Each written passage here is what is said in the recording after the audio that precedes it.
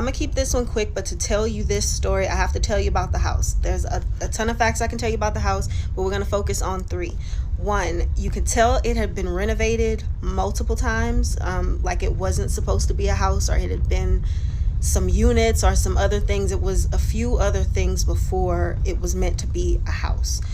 Two, there were, I'm gonna describe them as strange carvings somewhere in the house. I can touch on that a little bit more, but not for this story. Number three, the next door neighbors already assumed that we moved in before we had moved in because they saw lights, despite the lights not being on, and heard music.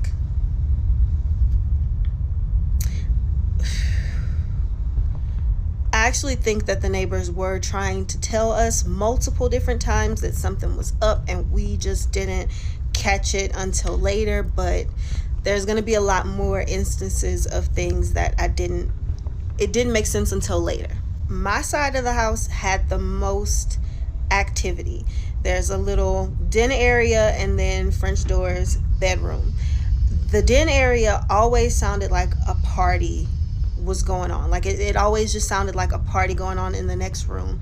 Sometimes in the middle of the night, we would just look at each other like, why is it just so loud? So much was going on. But by that time, we were aware. This story happens before we were really aware. The relationship that I'm in now was new at that time. So we're talking on the phone late at night, cupcaking, falling asleep on the phone, all like the cute stuff like that. At this time, what I remember was I was falling asleep. He's like on a video game, not really looking at the phone, but like he's looking at the screen playing the video game. We talk a little bit like that. This was early on in the relationship. I didn't want him to see me looking crazy, so I remember being like, I don't want to fall asleep on the phone and he sees that I'm drooling or something crazy. So I'm laying down with my head on the pillow, but I have the phone next to the pillow facing upwards. So I can see him, but he can just see darkness because it's just pointed straight up at the ceilings. The ceilings were very high, so it was just darkness. Okay, I'm gonna try my best to describe this. So I'm falling asleep. For some reason, I decide to open my eyes, and when I open my eyes, I see my eye on the screen, like fully on the screen. I see him, and in the little box is my eye, and I'm looking at it. I'm like, how did I move the phone? Like I didn't even remember falling asleep, but I'm just trying to figure this out. Mind you, this is like maybe 2 seconds of me looking at it and trying to understand what I'm looking at. I think my brain just wouldn't make sense of it. And I see my eye like slowly back out of the camera and fade into darkness. At this time, he's playing the game and he looks over. I see him see it as it's backing up, but he just like looks back at the game, and he continues playing the game.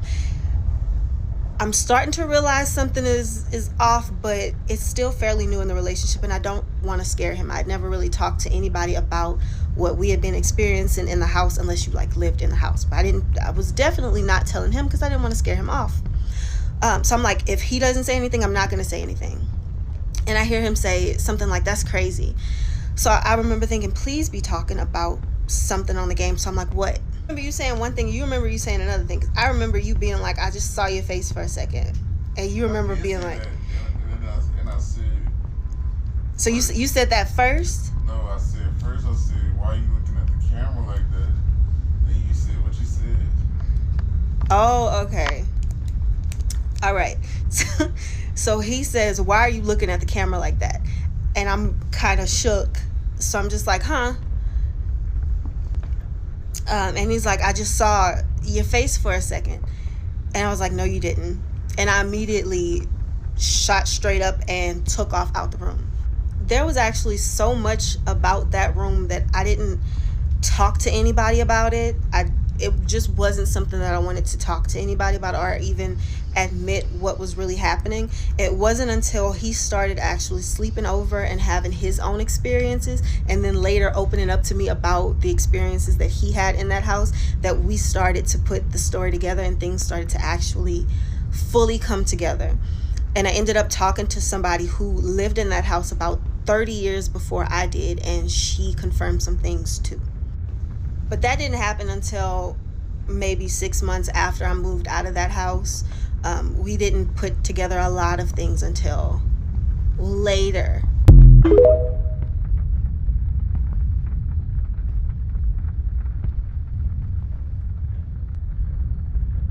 So just as a disclaimer, I am going to be talking about mimic spirits, and if you don't know what those are spirits that poses people that you know in order to interact with you and have a better chance at interacting with you, and they are usually not nice. And I don't know if this was a mimic or what exactly this was, but the intervals for the story happened from October 2023 to January 2020, or October 2022 to January 2023. So to set the scene, I am at my boyfriend's parents' house.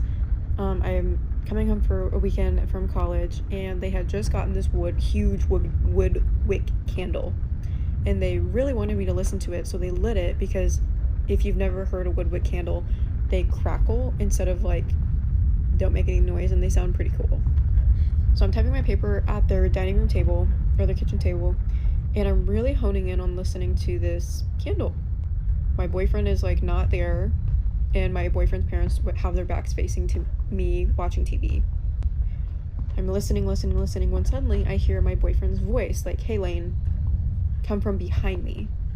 So I turn around and I'm looking, and these people are pretty religious, and you wouldn't expect anything to happen in their house. So I thought it was my boyfriend. So I got up, I went into the dining room with the lights off, and I'm looking around for him, and I can't find him. And I'm calling out to him, walking around this house, calling out to him. No response. I text him. And I'm like, "Where are you?"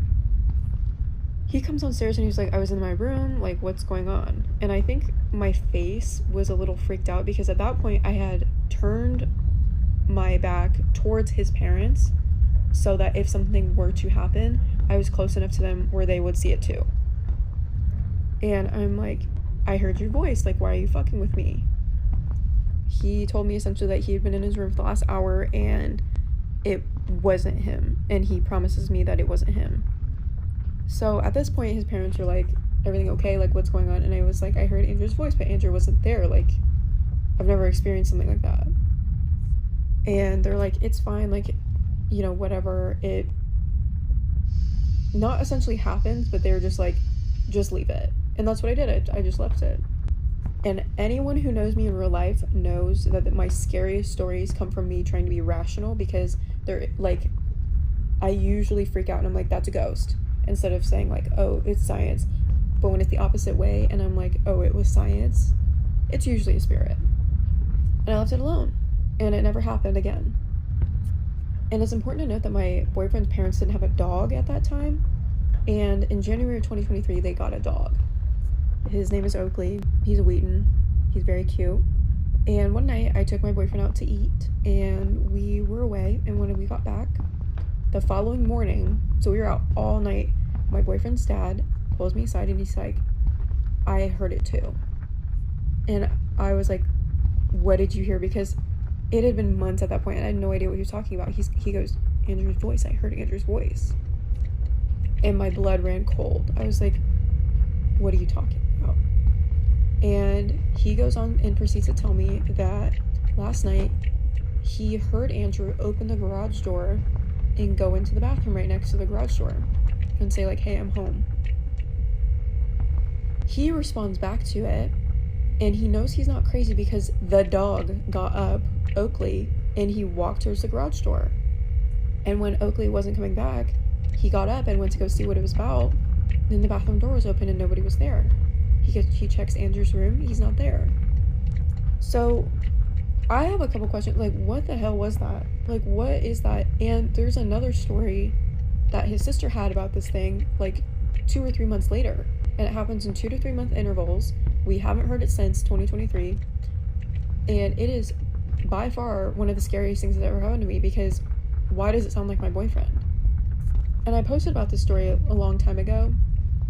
And people were like, "You're not supposed to respond." How the hell was I supposed to know that that was a spirit? How the hell was I supposed to know that?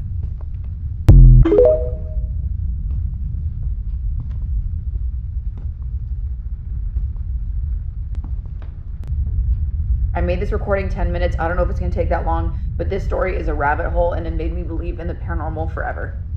My boyfriend and I had a spiritual attachment for 9 months.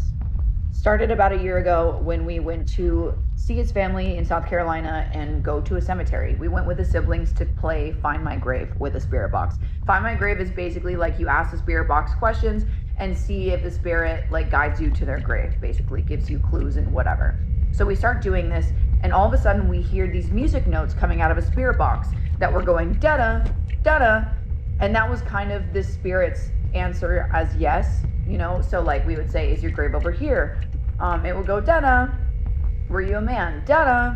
And then we were like, wait, were you a music teacher? And it goes da-da.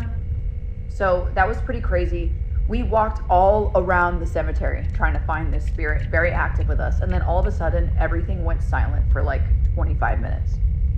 So then we were kind of like, okay, whatever, maybe this is BS. So we started to nickname this guy Music Man throughout this whole thing. So we, at the end, decided to leave. And we were like, okay, bye, Music Man. And after 25 minutes of silence, it goes, da-na. And we were like, holy crap. Is this recording? Okay. So a few days go by. We go home. I used to work in an art gallery, which I believe was haunted. So I turn on the spirit box. I was alone in the art gallery, and I was like, is there anybody here? Whatever. And the first thing that happens is Dana. So I felt a little unsettled, but I was like, okay, maybe there's something wrong with the spirit box. Like, this has just all been BS. Like, it's just like a malfunction in the spirit box or whatever. Till I go on another ghost investigation with a psychic that I trust, and I go with my boyfriend. Turn on the spirit box. Starts going, Dana. The psychic goes, I'm seeing 6 people in a cemetery going with a spirit box. I'm seeing like a really old cemetery. I'm seeing a lonely man. I'm seeing a lost grave. You have something with you. And we were like, whoa, how did you know how many people were with us? You're seeing a lost grave? And she's like, yes, you have someone with you. He really likes your energy. He died alone. Yada, yada, yada. And we're like, oh God. And so during this time, the spirit box is going, Dana, Dana, Dana, Dana, Dana. Okay. Fast forward to our next ghost investigation. We are in Griffith Park, and I have this on camera. I will post it again so you can see. So we're doing a ghost investigation. We hear the Dana, Dana, Dana over and over again. And then finally, the spirit box says, and I have this on camera, Music Man. He started to identify what we were calling him, his nickname. And I start crying. I get really emotional, and I'm like, you know your name is Music Man. How? And then he finally speaks for the first time, and he has this accent. And he goes, I'm proud of it. Over and over again, I'm proud of it. And he goes, family, and all this kind of stuff. And it made us really emotional. Yeah, okay. So here's the next thing. We do another ghost investigation, okay? The Dana, Dana thing is happening. He also likes doing opera. He'll go, ah, ah. So he's like adding other music, but you know it's him. At this point, like, you know it's him, okay? I don't even really know how to describe it. But anyways, he starts to send us a message.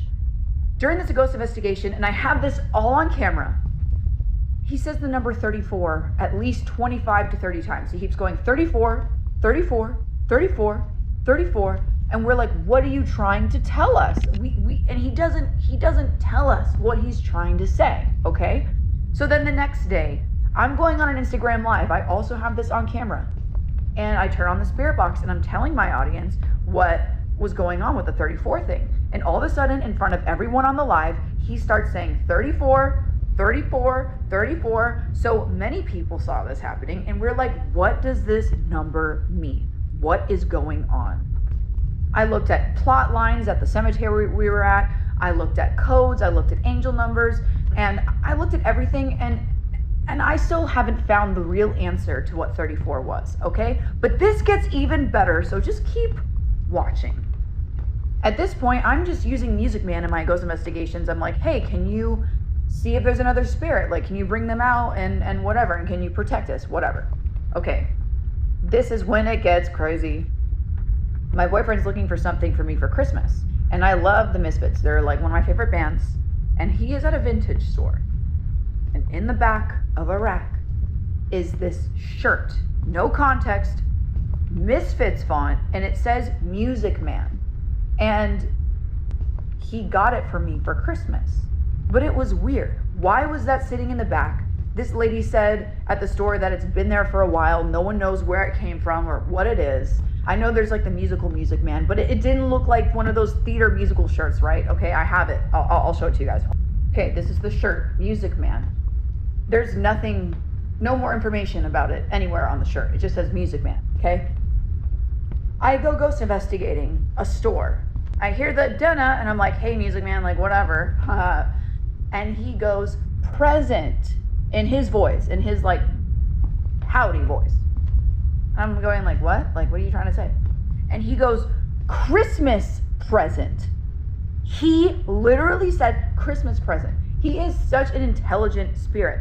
And I know you guys are going to start saying like, oh, he's negative, whatever, blah, blah. No, he never was. Like, he felt in a weird way like family. And I'm not trying to like sound crazy. I got info about him from multiple psychics, and they're like, no, he died alone. And like everyone I've told this story to feels like he was left on earth for some reason to learn a lesson, to figure out something, to be a part of something he wasn't a part of in his life. Like, he wanted to experience something. And now I think we went to the Clown Motel and he was there with us. I have it all on camera too on my YouTube. And I'm like, oh, that's Music Man. He's going, dunna, dunna, whatever. He's like very reactive. And then all of a sudden, after that investigation, he's gone. He hasn't talked to us since. And we're trying to wonder why, like what happened. And like sometimes we joke, we're like, oh, we miss him, whatever. And I mean, obviously, like, no, it's not good to like have an attachment around you all the time.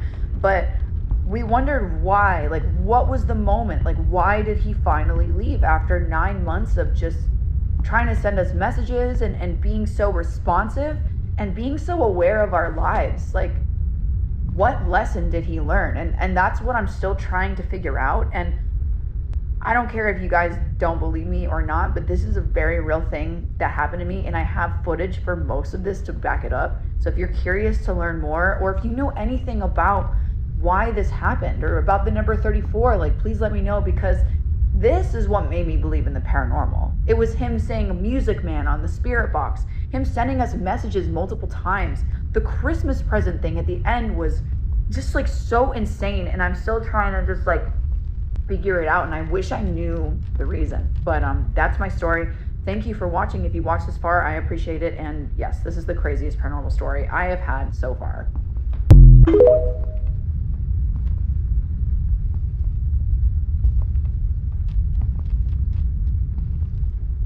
I was around 13 years old. My family and I moved to a farmhouse in the middle of nowhere in Georgia. And when I say the middle of nowhere, I really mean the middle of nowhere. The closest town was around 30 minutes away, and even that was pretty tiny. We're talking like one restaurant, a very small grocery store, a gas station. If you want to go to the next like city, you're looking at an hour plus. The very first night that we spent in this house, it was raining. There was like a storm outside and I couldn't sleep. So I went from my bedroom to go to the kitchen to go get a glass of water. And there was lightning outside. And during like one of the bolts of lightning, I looked outside onto the porch and I saw a little girl with a blue dress on, just standing there staring at me. I literally ran back to my room. I don't know how I slept that night. I told my parents the next day. They didn't believe me. And that began a 5-year-long paranormal experience that I am still talking about well over a decade later. A little bit about the house. It was situated over a mine that had collapsed decades prior. It was less than a quarter of a mile away from Native American burial ground that had been completely torn up and built on top of. It was across the street from a century that dated back to like the 1700s. It started off really small. A lot of stuff would happen with my bedroom closet specifically. I would wake up all the time and it would look like somebody had like rummaged through my closet. Clothes would be all over the place. I would have like stuffed animals and stuff that looked like somebody had been moving them or playing with them or something. And I had a childhood friend, one of my best friends, who was very, very, very psychic. I mean, I've just never known anyone in my life to this day who could see spirits like that, who like knew paranormal stuff like she did. And she told me that it was a little girl's spirit who lived in my house, and that she just wanted to play with my toys, and that if I just gave her more toys in the closet, that I would be giving her permission to play with them, and that she should be happy, and that she would probably leave my stuff alone. And it seemed like it worked for a while. I would always find these toys in my closet, like completely messed up all over the place. Like it really did look like a kid was playing with them. I've been living in this house for about 2-ish years. I'm probably like a sophomore in high school, when suddenly the paranormal activity in the house just changed. It just got really, really, really bad. And I don't mean like things just happened more. I mean that things got really violent. I was having night terrors 24/7. I would wake up and see what looked like this like tall, shadowy man standing at the end of my bed. I had these like light up hoodies from Walmart in my closet. And I remember being woken up at like 3 a.m. one night and looking in my closet and seeing one hoodie light up at one end of the closet and then the other. And then one and then the other. Literally like somebody was like pacing back and forth in my closet. And it wasn't a cat. It wasn't anything like that. It just made me feel sick to my stomach. The activity got so bad that my friends would no longer come to my house. I remember one of my best friends was taking a shower and she was like, "Why did you come into the bathroom and start singing to me? That was so weird and you know it. Like that was just so creepy. Why wouldn't you just knock?" And I was like, "Huh? Why would I do that?" And she was like, "I don't know, but I heard you do it. You came into the bathroom and you were singing to me." I very clearly had not done that. You could never sleep through the night at this house. You would always wake up to feel like something was staring at you, just feeling so uneasy. And the worst of it was when one day I came into my room and looked in my closet to find that it looked like somebody had ransacked my closet. There was stuff strewn everywhere. Clothes on the floor. It literally looked like somebody had gone through my closet and torn everything off of the shelves. I go next door to my little brother's room and I'm like, "Why the hell did you do that to my closet?" And he's like, "Why did I do what to your closet?" And I'm like, you know what you did. You went in there and you destroyed my closet. He's sitting there arguing with me. He's like, "I didn't do anything." I'm so mad I don't even argue with him. I just go back to my room to go clean up my closet that I know he just destroyed. And as I'm passing by my dresser, I have this little like boob tube TV. This is back when TVs had a lot of girth to them, okay? They were quite large. Even though it was probably only a 14-inch TV, it was pretty heavy. And as I'm walking by my dresser to get into my closet, suddenly, out of nowhere, this TV comes flying off the dresser, hits me in the hip so hard, I stumble and fall to the floor, and the TV comes crashing down beside me. It was so loud, my brother came running in, and he's like, "What happened? What's wrong?" I'm just sobbing on the floor. I like can't even talk.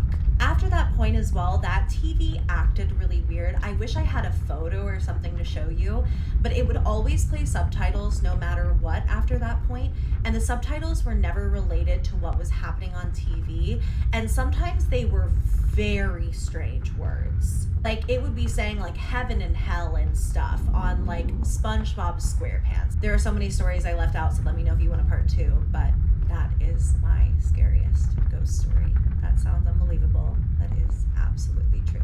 Stay spooky, friends.